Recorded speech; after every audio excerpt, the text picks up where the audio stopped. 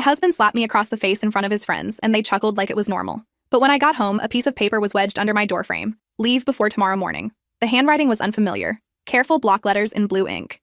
I stood in the hallway, my cheek still burning, holding this cryptic warning from a stranger. My hands wouldn't stop shaking. Inside, our apartment looked exactly as I'd left it that morning. Coffee mug in the sink, his medical journals stacked on the counter, the wedding photo where we both looked happy, which now felt like evidence from another lifetime. I'd married Bennett 3 years ago when I was 25. He was a resident at County General, charming and ambitious. Everyone said I was lucky. His friends were other doctors, their wives perfectly polished women, who laughed at jokes that weren't funny and never contradicted their husbands in public. Tonight had started normally. Dinner at his colleague Griffin's house. I'd made the mistake of mentioning Bennett had forgotten to pick up his dry cleaning again. Just a casual comment while the wives were setting the table. But Bennett's face had gone cold. Later, as we were leaving, he grabbed my arm in the entryway. Too hard. When I tried to pull away, his hand connected with my face. The sound echoed in Griffin's marble foyer. His friends had laughed. Griffin said something about keeping your woman in line. Someone else made a joke about training. Bennett smiled and shrugged like boys will be boys. Now this note.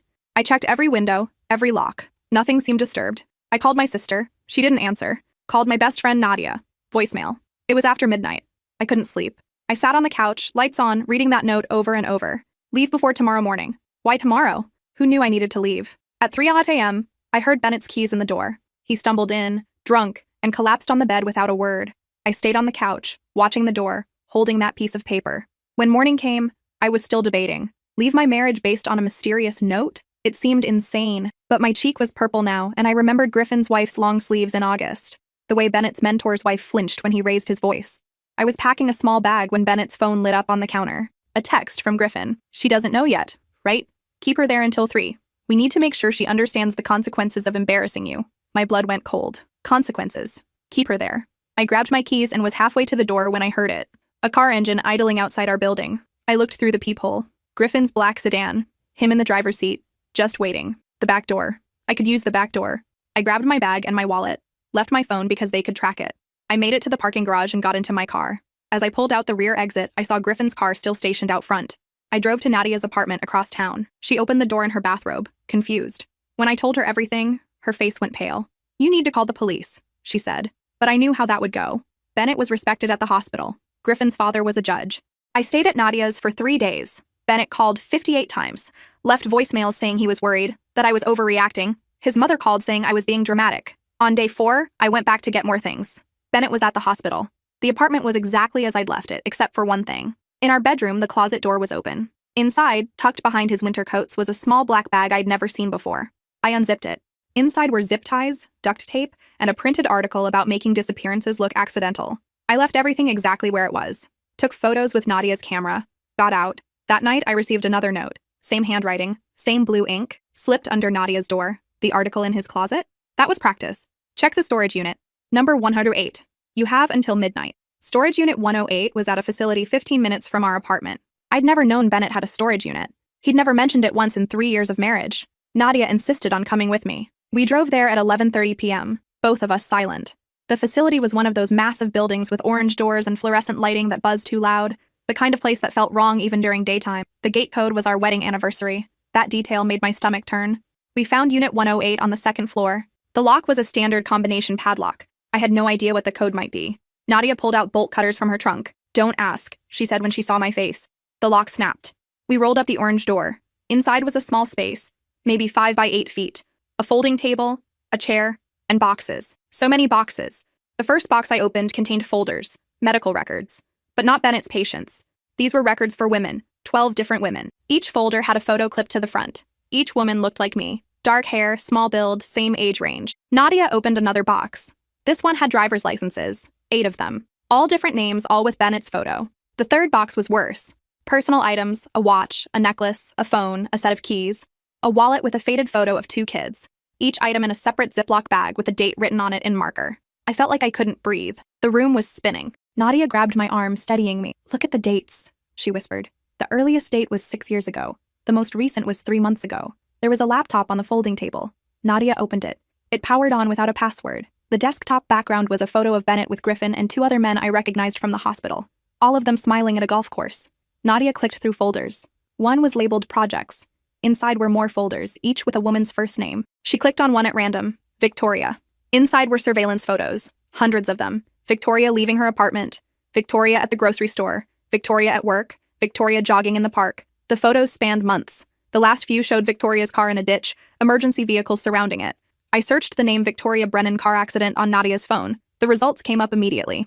Victoria Brennan, 28, kindergarten teacher, died in a single car accident 8 months ago. Police ruled it an accident. She'd apparently lost control on a wet road, but these photos showed someone had been following her for months before she died. Nadia opened another folder. Melissa. Same pattern. Surveillance photos spanning months. The last image was a news article. Melissa Chen, 26, drowned while swimming alone at Porter Beach. Her body was found 3 days later. Ruled accidental. Every folder was the same. Different women, different methods, but always ruled accidental. We need to leave, Nadia said. We need to take this laptop and leave right now. But I was stuck on one detail. The folder names. There were 12 folders with women's names, and one folder labeled current. I clicked it open. Inside were photos of me, hundreds of them. Some I'd known about. Normal photos from our relationship, but others I'd never seen. Me walking to my car. Me at the grocery store. Me having coffee with Nadia. The timestamps went back 4 years. A year before we'd even met. Or a year before I thought we'd met. At the bottom of the folder was a document titled Timeline. I opened it. It was a detailed plan. Dates, locations, methods. How to isolate me from friends and family. How to make me dependent. How to escalate gradually so I'd seem unstable if I reported anything. How to make my eventual disappearance look like I'd run away or hurt myself. The document had notes from multiple people. Bennett's comments were in blue. Griffin's were in red. 2 other names I didn't recognize contributed in green and purple. They were collaborating, comparing notes, sharing strategies. One comment from Griffin stood out. Make sure this one lasts longer than Victoria. We rushed that one and almost got caught. Need at least 18 months of groundwork before implementation. Implementation. That's what they called it. I'd been with Bennett for 3 years. We were past 18 months. We were in the implementation phase. Nadia was crying now, but she was also moving fast. She unplugged the laptop, grabbed as many folders as she could carry, and shoved them in her bag. Come on, she said. We're going to the FBI. But as we turned to leave, I saw something else. A small notebook tucked behind the folding table. I grabbed it. Inside were handwritten entries. A log. Each page had a date, a name, and notes. The entries went back 12 years. 12 years. Bennett was 38 now. He'd been doing this since he was 26. Since medical school. The first entry was about a woman named Patricia. The notes were brief, too impulsive, didn't establish proper alibi, had to make it look like suicide. Learned from this. Each entry after that showed evolution, learning, refinement. By the time he got to Victoria, the notes were detailed, clinical, almost proud. The most recent entry was from 2 weeks ago. My name at the top. Subject showing appropriate fear response to correction. Isolation from support network, 73% complete. Financial dependence established. Timeline proceeding as planned. Estimated implementation window, 4 to 6 weeks. 4 to 6 weeks. That meant I had 2 to 4 weeks left, maybe less. We left the storage unit with everything we could carry. Drove straight to the FBI field office downtown. It was 1:30 a.m. The night receptionist looked skeptical when we said we needed to speak to someone immediately. But Nadia dumped the folders on the counter and said, "We have evidence of multiple murders." That got attention. An agent named Victoria Huang came down to meet us. She was in her 40s, sharp-eyed, and when she started looking through the folders, her expression went from skeptical to horrified in about 30 seconds. She brought us upstairs to a conference room, made coffee, called in 2 other agents. We spent the next 4 hours going through everything. The laptop, the folders, the notebook, the photos I'd taken of Bennett's closet. Agent Huang focused on the timeline document. "This is a conspiracy," she said. "Multiple perpetrators. Organized, planned, and they've been active for over a decade." She looked at me. "You're incredibly lucky someone warned you." The notes. I'd almost forgotten about them in all this chaos. Who sent me those notes? Agent Huang made a phone call. Requested a handwriting analyst. Requested immediate surveillance on Bennett, Griffin, and the 2 other men named in the documents. Requested protection for me. But here's the thing about federal investigations. They take time. Agent Huang was clear about that. We have evidence of surveillance and planning, but we need to build a case that will hold up in court. That means more investigation, interviews, forensic analysis. We're talking weeks, maybe months. I don't have weeks, I said. According to that timeline, I have less than a month, which is why we're putting you in protective custody, Agent Huang said. As of right now, you're a protected witness. We'll set you up in a safe house. New identity, new location. You'll be completely off the grid until we can make arrests. But what about everyone else? I asked. What about the other women in those folders? What about Griffin's wife and the other wives? We'll investigate all of it, she promised.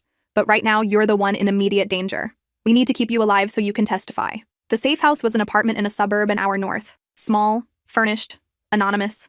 2 agents stayed with me around the clock. I wasn't allowed to contact anyone. Not my sister, not Nadia, not my parents. The only person who knew where I was besides the FBI was Nadia, and even she didn't have the exact address.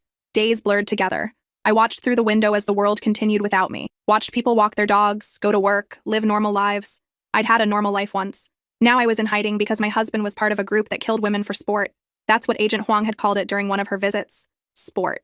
The men weren't doing this for money or revenge or any logical motive. They were doing it because they could. Because they'd found others who shared their interests, and together they'd created a system. Rules. Methods. Ways to get away with it.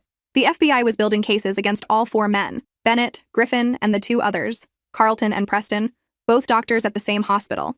All 4 had met in medical school. They'd started this together 12 years ago and had been operating ever since. But they'd been careful, very careful. Every death had been ruled accidental. No evidence left behind. No patterns that would alert authorities. The only reason we had anything now was because of those notes I'd received. And the storage unit. Who sent the notes? I asked Agent Huang during one visit. We don't know yet, she admitted. The handwriting doesn't match anyone in our database. No prints on the paper. Whoever it was wanted to remain anonymous. 3 weeks into protective custody, Agent Huang came to the safe house with news. We're ready to make arrests, she said. Tomorrow morning, all 4 men simultaneously. We've coordinated with local police, hospital administration, and we have warrants for their homes, offices, and vehicles. What about the other women, the ones in the folders?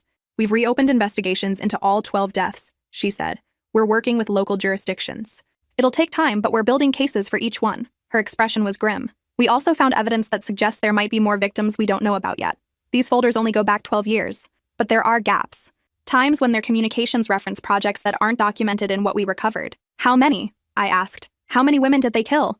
We don't know. But we're going to find out. The arrests happened at 6 a.m. Agent Huang called me with updates throughout the morning. Bennett was arrested at our apartment, Griffin at his home, Carlton and Preston at their respective houses.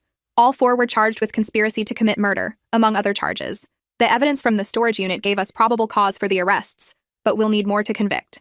That same day, the FBI executed search warrants. They tore apart Bennett's office at the hospital, found more documentation, detailed notes about patients, specifically female patients in vulnerable situations, women with limited support systems, women who wouldn't be missed right away if they disappeared. They searched Griffin's house and found a second laptop. This one had video files, surveillance footage from inside the homes of several women, including mine. There'd been cameras in our apartment, in the bedroom, the bathroom, everywhere. I'd been recorded for months without knowing it. Agent Huang looked sick when she told me. I'm sorry, she said. We're documenting everything as evidence, but I know this is a violation of your privacy on top of everything else. Privacy felt like such a small word for what had been taken from me. The other wives came forward after the arrests. Griffin's wife, Daphne, Carlton's wife, Miranda, Preston's wife, Nicole. All 3 had suspected something was wrong but had been too afraid to speak up. The men had isolated them, controlled them, made them feel crazy for questioning anything. Daphne told investigators that Griffin kept a gun in their bedroom and had told her once, very casually, that if she ever tried to leave him, she'd end up like Victoria. At the time, Daphne hadn't known who Victoria was. She did now. Miranda said Carlton had mood swings that terrified her. He'd be charming one moment, then violent the next. He'd broken her wrist once and told the ER doctor she'd fallen. The doctor had believed him because Carlton was a colleague, a respected physician. Nicole said Preston kept detailed notes about her daily activities, where she went, who she talked to, what she bought. She'd found the notes once and he'd explained it away as concern for her safety. But the notes had details that didn't make sense. Times when he couldn't have been with her, but still knew exactly where she'd been. All 3 women had been living in fear for years. The FBI interviewed staff at the hospital. Nurses started coming forward with stories about the 4 men, how they'd sometimes discuss patients in inappropriate ways, how they'd made comments about certain women being alone or vulnerable, how they'd occasionally request specific shifts or assignments that didn't match their usual rotations. One nurse remembered Bennett volunteering to cover a shift in the ER, the night Victoria Brennan was brought in after her car accident. He'd insisted on being part of the trauma team even though he wasn't scheduled to work. Later, he'd been the one to pronounce her dead. Another nurse recalled Griffin being unusually interested in Melissa Chen's drowning case. He'd requested her autopsy report through official channels, claiming it was for research purposes. The patterns were there. Once people knew what to look for, the patterns were everywhere. My family wanted to see me. My sister called the FBI office 21 times in one day, demanding to know if I was safe. Agent Huang finally allowed a supervised phone call. Where are you? My sister asked immediately. Are you okay? Everyone's been so worried. I'm safe, I told her. I can't tell you where I am, but I'm safe. Mom and Dad have been a mess. And Nadia's been calling me every day asking if I've heard from you. We thought something had happened. Something did happen, I said. And then I told her everything. About Bennett, the storage unit, the other women, the arrests. She was silent for a long time after I finished. Then she said, I never liked him. You met him twice, I pointed out. Twice was enough, she said.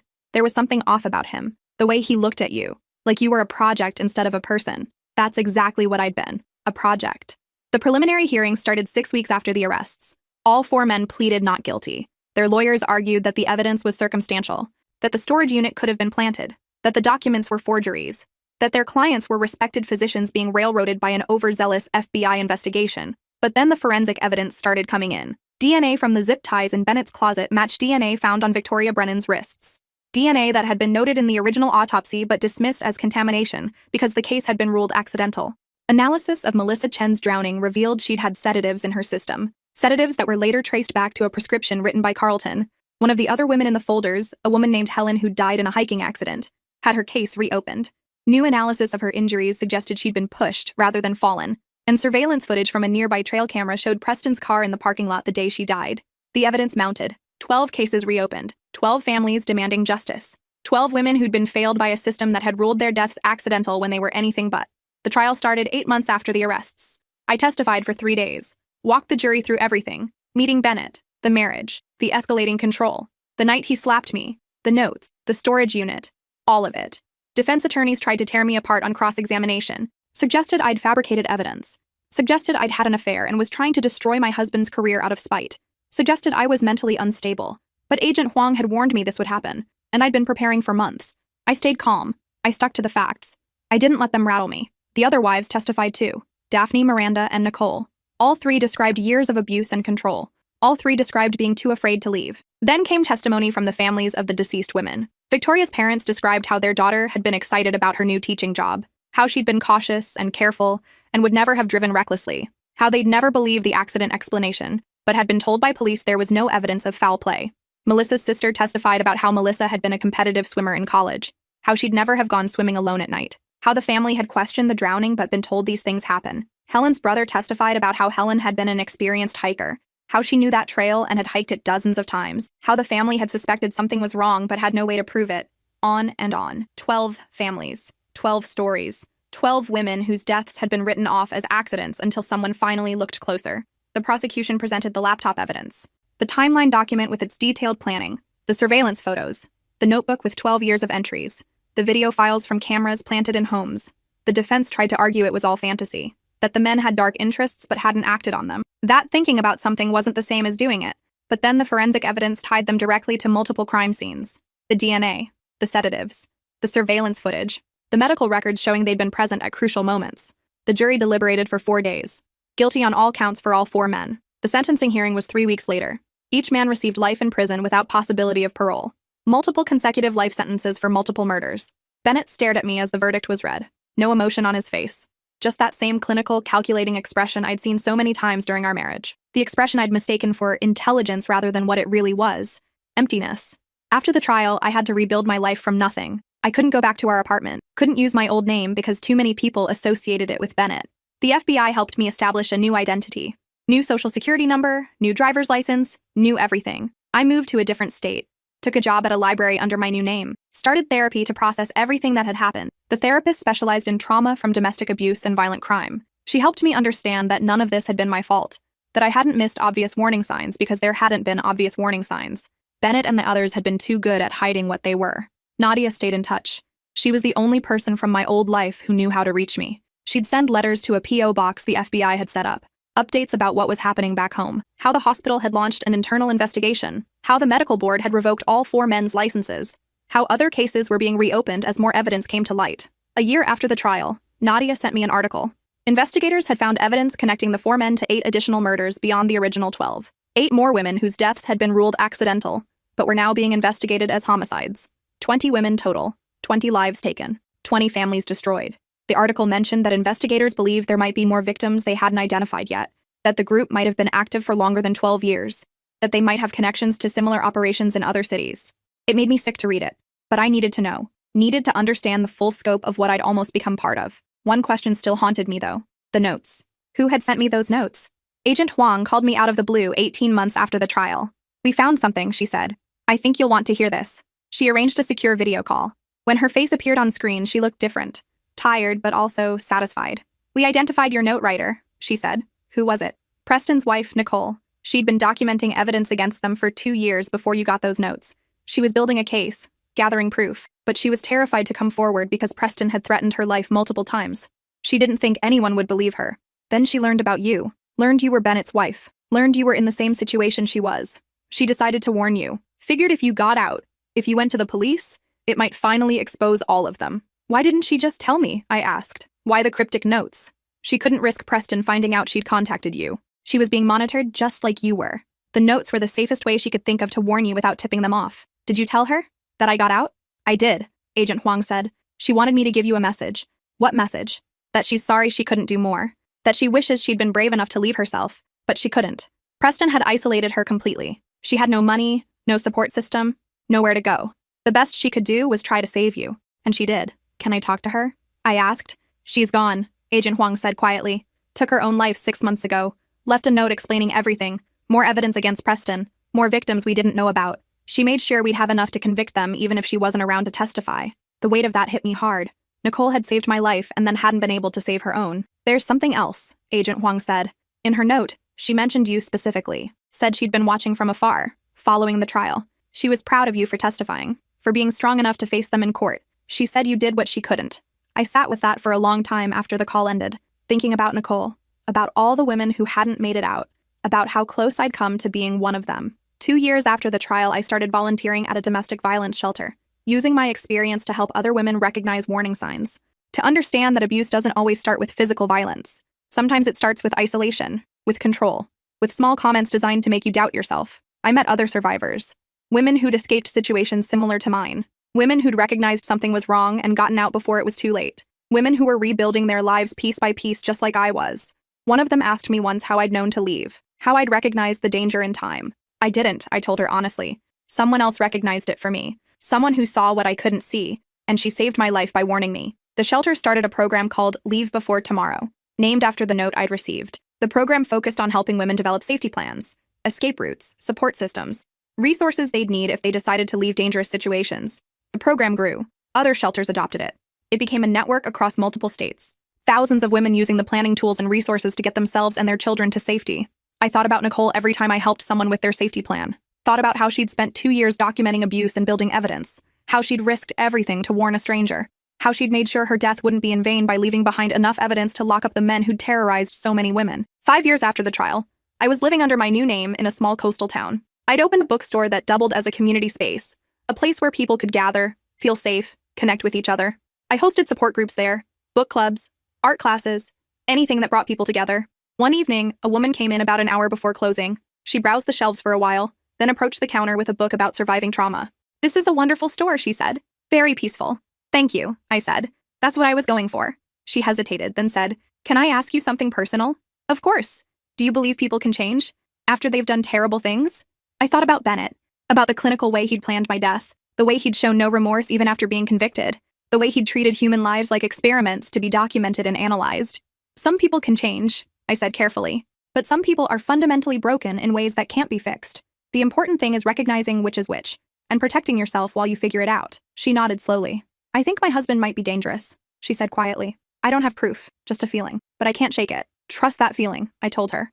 "Your instincts exist for a reason." I gave her information about the shelter, about the Leave Before Tomorrow program, about resources available to her. She thanked me and left with the book. I never saw her again. But a few months later, I read an article about a woman who'd successfully fled an abusive situation before it escalated. The article mentioned she'd gotten help from a local bookstore owner who'd connected her with resources.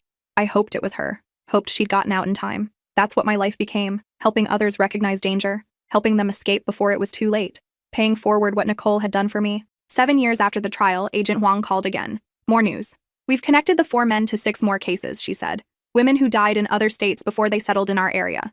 We're working with federal prosecutors to bring additional charges. They'll never get out of prison, but we want the families to have answers. 26 women now, 26 confirmed victims, and investigators still believed there were more. How did they get away with it for so long?" I asked. "They were smart," Agent Huang said. "They chose victims carefully, made sure the deaths looked accidental, spread them out across different jurisdictions so no one would see the pattern. They almost got away with it completely. If Nicole hadn't warned you, if you hadn't found that storage unit, they'd probably still be active." "Do you think there are others?" I asked. "Other groups doing the same thing?" "Yes," she said bluntly. "We've identified at least 3 other suspected networks based on patterns similar to what these 4 were doing. We're investigating them now. Your case taught us what to look for. You saved lives beyond just your own." I thought about that often, about the ripple effects of that one decision to follow the note's warning, to check the storage unit, to go to the FBI. That one moment of bravery had exposed a conspiracy that had lasted 12 years and had started investigations that were still ongoing 7 years later. 10 years after the trial, I was invited to speak at a conference for domestic violence advocates.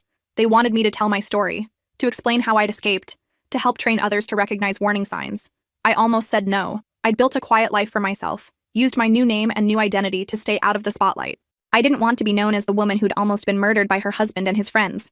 But then I thought about Nicole again, about how she'd sacrificed herself to save me, about how she'd wanted someone to be brave enough to speak out. I said yes. The conference was in a city 3 states away, 500 people in attendance.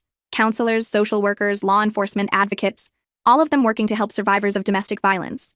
I stood at the podium and told them everything. About Bennett, about the grooming that I hadn't recognized as grooming at the time, about the escalating control that had seemed like care, about the night he'd slapped me and how his friends had laughed, about the note that had saved my life. I talked about Nicole, about how she'd been trapped in her own nightmare but had found the strength to warn a stranger, about how her courage had exposed a conspiracy and saved countless future victims. I talked about the warning signs, how abuse often starts small, how abusers test boundaries gradually, how they isolate their victims from support systems, how they make you doubt your own perception of reality. The audience was silent through the entire presentation. When I finished, the applause was thunderous. Afterward, dozens of people approached me. Some were survivors sharing their own stories. Some were advocates thanking me for speaking out. Some were law enforcement asking questions about the investigation. One woman waited until everyone else had left. She was in her 50s, dressed professionally, but her hands were shaking. "My daughter is missing," she said. "She disappeared 3 years ago. Police think she ran away, but I know something happened to her. Your story made me wonder if she might have been targeted by someone like your husband, someone who made it look like an accident or a choice." "What was her daughter's name?" I asked. Teresa Quinn. She was 29, lived in Chicago, was dating a doctor she'd met at a conference." My stomach dropped. I pulled out my phone and called Agent Huang. She answered on the second ring. "I might have a lead on another case," I told her. I connected the woman with Agent Huang, gave them space to talk. Later, Agent Huang told me that Teresa Quinn's case had similarities to the other victims. The boyfriend was a colleague of Carlton's from medical school. They'd kept in touch over the years. Teresa's case was reopened. Her body was eventually found in a storage unit registered under a false name. Evidence connected her death to Carlton's friend. One more victim identified. One more family getting answers. One more monster exposed. 15 years after the trial, I was 43 years old, still running the bookstore, still volunteering at the shelter, still helping women recognize danger and make safety plans. The 4 men were still in prison. Bennett was 53. Griffin was 55. Carlton and Preston were 54 and 52. All of them serving multiple life sentences. All of them had lost their appeals. They would die in prison. The final count of confirmed victims was 32 women, 32 lives taken over 15 years, 32 families devastated. But investigators believed the number was higher. There were still gaps in the timeline, still periods where the men's communications referenced projects that hadn't been identified. The most painful thing was knowing that some families would never get answers. Some women who died in accidents or disappeared completely would never be connected to this case. Their families would never know the truth. But the investigations had led to changes. Protocols for reviewing suspicious deaths, training for law enforcement on recognizing patterns in seemingly unrelated cases, better coordination between jurisdictions. The Leave Before Tomorrow program had grown too. It was now in 41 states, had helped over 3,000 women safely leave dangerous situations, had probably prevented dozens of deaths. I thought about that sometimes. About the mathematics of tragedy and prevention. 32 women killed. But how many more would have died if the pattern had continued? If Nicole hadn't warned me? If I hadn't found the evidence? If the FBI hadn't investigated? The math didn't make the losses hurt less, but it meant something that Nicole's sacrifice had saved lives beyond just mine. I kept a photo of her in my office at the bookstore. Agent Huang had sent it to me years ago. Nicole smiling at a beach somewhere, looking happy in a way I imagined she rarely felt. I'd never met her. She'd died before I could thank her, but I thought about her every single day. Every time I helped someone with a safety plan. Every time I connected someone with resources. Every time I listened to someone's gut feeling that something was wrong. Trust your instincts, I'd tell them. If something feels dangerous, it probably is. You don't need proof to protect yourself. You just need to listen to that voice inside you that's trying to keep you alive. That voice had kept me alive. Nicole's note had kept me alive. And now I spent my life trying to be that voice for others. Trying to be the warning they needed to hear. Because sometimes survival comes down to a single moment. A single choice. A single piece of paper wedged under a doorframe. Leave before tomorrow morning. 3 sentences that changed everything. 3 sentences that saved my life. 3 sentences I'd spend the rest of my life paying forward. The bookstore closed at 8 p.m. I locked up and walked to my car. The coastal town was quiet at night. Safe. Peaceful. Everything I'd needed when I'd moved here 15 years ago. My phone rang as I started the engine. Unknown number. I almost didn't answer. But something made me pick up. "Hello? Is this the woman from the conference?" A young voice. Female. Scared. "I'm sorry to bother you, but I got your number from one of the organizers. I need help." "What's wrong?" My boyfriend is a doctor. We've been together for 8 months. Tonight, I found zip ties and duct tape in his closet. When I asked him about it, he said it was for camping, but we've never been camping. And there was something else. A folder with photos of me, photos I didn't know he'd taken. I think I'm in danger. My hands tightened on the steering wheel. Where are you right now? In my car. Outside a coffee shop. He thinks I'm at work, but I left early because I was scared. Can you get to a safe place? A friend's house? A hotel? Yes. I have money. I can go to my sister's. She lives an hour away. Go there right now, I said. Don't go back to your apartment. Don't tell him where you are. I'm going to connect you with someone who can help. Her name is Agent Huang. She works for the FBI. She'll know what to do. I stayed on the phone with her while she drove to her sister's house, sent her Agent Huang's contact information, made sure she arrived safely before hanging up. Then I called Agent Huang myself. We might have another one, I said. Agent Huang sighed. It was the sound of someone who'd seen too much evil but kept fighting anyway. Give me the details. I told her everything the woman had said. The boyfriend being a doctor, the zip ties, the surveillance photos, the gut feeling that something was wrong. I'll start an investigation, Agent Huang said. Thank you for calling this in. You probably just saved another life. After I hung up, I sat in my car for a long time, thinking about patterns, about how predators never really change, about how there would always be men like Bennett and Griffin and Carlton and Preston, men who saw women as projects instead of people, men who planned murder like it was research. But there would also be people like Nicole, people who risked everything to warn strangers, people who sacrificed themselves so others could escape. And there would be survivors like me, people who'd gotten out and spent the rest of their lives making sure others got out too. That was the math that mattered. Not the number of victims, but the number of potential victims who became survivors instead. The number of women who listened to their instincts and left before it was too late. Leave before tomorrow morning. 3 sentences that had echoed through 15 years of my life. 3 sentences that had saved dozens of lives beyond just my own. 3 sentences that represented hope in a world where danger often hid behind charm and credibility. I started my car and drove home through the quiet coastal streets. My small house was waiting. My cat would be demanding dinner. My life was simple and safe and mine. Everything Bennett had tried to take from me, I'd built back better. Not the same, but better, stronger, more purposeful. And tomorrow I'd do it all again. Help another person recognize danger. Help another person build a safety plan. Help another person find the courage to leave before tomorrow morning. Because that's what survivors do. We survive. And then we help others survive too. We pay forward the warnings we received. We become the voices that keep others alive. It's not the life I imagined when I was 25 and getting married to a charming doctor, but it's the life I have now. And it means something. Every person I help, every warning I give, every life saved, it all means something. Nicole had taught me that. In death, she'd shown me what mattered. Not the perfect life we plan, not the image we present to the world, but what we do when everything falls apart. How we help others even when we can't help ourselves. How we leave warnings for strangers in the hope that someone will escape what we couldn't. I'd escaped because of her. And now dozens of others had escaped because of what I'd learned. The ripple effects of courage spreading outward through time and space, touching lives I'd never meet, saving people I'd never know. That was the real victory. Not that I'd survived, but that my survival had made other survivals possible. Leave before tomorrow morning. 3 sentences. Infinite impact.